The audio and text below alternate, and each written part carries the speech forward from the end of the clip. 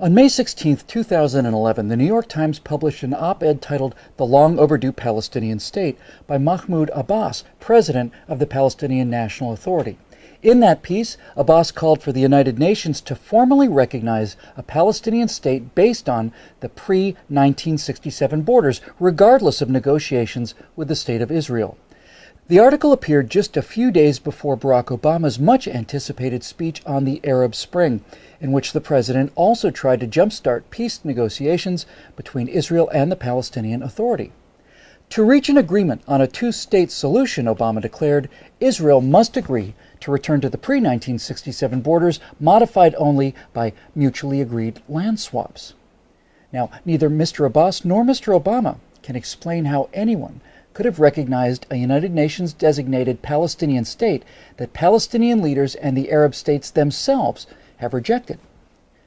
Of the troubles in Ireland, the poet William Butler Yeats once wrote, "Great hatred, little room, maimed us at the start." In Palestine at the start, there was plenty of room, more than enough room, for a prosperous Jewish state and a prosperous Arab state. After World War I ended, with the dismantling of the Ottoman Empire, the League of Nations established the Mandate for Palestine, including all of the land that is now Israel, the West Bank, and the Gaza Strip, plus the entire territory east of the Jordan River, now called the Kingdom of Jordan.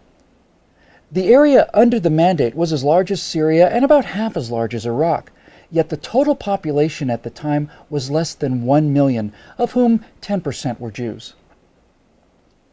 It was in that vast, underdeveloped, and underpopulated territory that the British had promised in the language of the 1917 Balfour Declaration to support the establishment in Palestine of a national home for the Jewish people. The Declaration also promised that nothing shall be done which may prejudice the civil and religious rights of existing non-Jewish communities in Palestine. Open Jewish immigration to the Holy Land was encouraged, as was freedom of speech, religion, and assembly for the Arabs of Palestine, rights they had sorely lacked under Turkish rule. Mired for more than 2 centuries in backwardness and grinding poverty, Palestinians were never recognized by the Ottoman Empire as possessing any distinctive national identity. The Palestinians quickly took advantage of their new freedom to speak bluntly, demanding a stop to the Jewish immigration which had just begun. Said one Arab representative during the Paris Peace Conference, "We will push the Zionists into the sea, or they will send us back into the desert." Aref Pasha Dajani, a Palestinian leader from Jerusalem, warned that it is impossible to live with the Jews. In all the countries where they are at present, they are not wanted because they always arrive to suck the blood of everybody. If the League of Nations will not listen to the appeal of the Arabs, this country will become a river of blood. Well, as promised, blood did flow when the Palestinian demand to end Jewish immigration was not granted. Jerusalem was the first flashpoint for regular Arab attacks on Jewish communities in April 1920. Palestinians from nearby towns poured into the old city. The Muslim mayor of Jerusalem and other notables worked up the crowd to launch a jihad against the Jews. "If we don't use force against the Zionists and against the Jews, we will never be rid of them," urged newspaper editor Arif al-Arif. The crowd shouted back, "We will drink the blood of the Jews," shouting Islamic slogans like "Muhammad's religion was born with the sword." Thousands surged through the Jewish quarter and into West Jerusalem. The mobs vented their rage against any Jew they could find, burning and looting homes and stores, and even attacking British and Arab policemen. After several days of rioting, the final toll was 6 Jews dead, hundreds beaten, and widespread destruction of property. What became known as the Nebi Musa riot was the opening shot in a 90-year war to reverse the Balfour Declaration. And things soon got worse as the Allies, to assuage the fears of Arab monarchs, separated the land east of the Jordan River out of the total area accessible to Jewish immigrants and created the Emirate of Transjordan. Reconciling the aspirations of Arabs and Jews became far more tenuous after the Balfour Declaration had to be carried out in the truncated area of Palestine from the Jordan River to the Mediterranean Sea. There was now much less room and a great deal more hatred. The decades that followed were marred by perpetual violence against the Jews both in Palestine and in Europe. The two were often linked. Under the leadership of the Grand Mufti and President of the Supreme Muslim Council, Haj Amin al-Husseini, the Arabs of Palestine waged an endless jihad against their Jewish neighbors. When the British sent a royal commission to investigate a solution, the Jews, represented by Chaim Weizmann, pressed for a partition of the territory into two states, even if the territory assigned to the Jews was the size of a tablecloth. The Peel Commission's final report, published in July 1937, proposed such a division. The Jews were offered an independent state in a small enclave along the seacoast from Tel Aviv to the north of the country, constituting about 20% of the remaining Mandate territory, while the Palestinian Arabs would get 80% for their own state. Desperate for any means to be able to bring in large numbers of the endangered European Jews, the Zionists reluctantly accepted the Commission's partition plan. Led by the Mufti, the Arabs rejected partition out of hand and pressed on with the armed revolt against the Mandate. The British succeeded in putting down the violence for a time. Al-Husseini was sent into exile, ultimately in Hitler's Nazi Germany, where he lived as a special guest of the Führer. But severe limitations were placed on Jewish immigration to the Holy Land in the years leading up to the Holocaust that undoubtedly directly led to the death of many thousands of European Jews. Now, following the atrocities of the Second World War, Britain relinquished authority over the Mandate to the newly formed United Nations.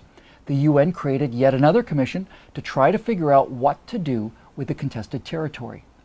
The United Nations Special Committee on Palestine recommended, by a vote of 7-3, yet another two-state solution, another partition plan to the General Assembly. This plan would have seen the territory divided almost equally between Jews and Arabs. Once again, the Zionists made public their acceptance of the proposal, and once again, Arab officials announced that any partition would be met with rivers of blood. Shortly after the UN vote, the 20-member Arab League sent their newly organized Arab Liberation Army against the Jews of Palestine. Elements of 5 regular Arab armies from Egypt, Jordan, Syria, Iraq, and Lebanon invaded Israel on May 15, 1948.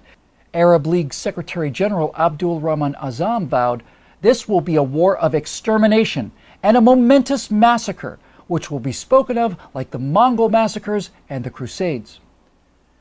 But despite their overwhelming numbers and heated rhetoric, after a year of fighting, it was the Jewish state that had won a decisive victory. Based on the 1949 armistice lines, Israel's territory expanded by almost 40%.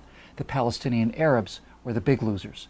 For the second time in 10 years, their leaders rejected a partition plan that would have given them independence and more land designated for their state than for the Jewish state.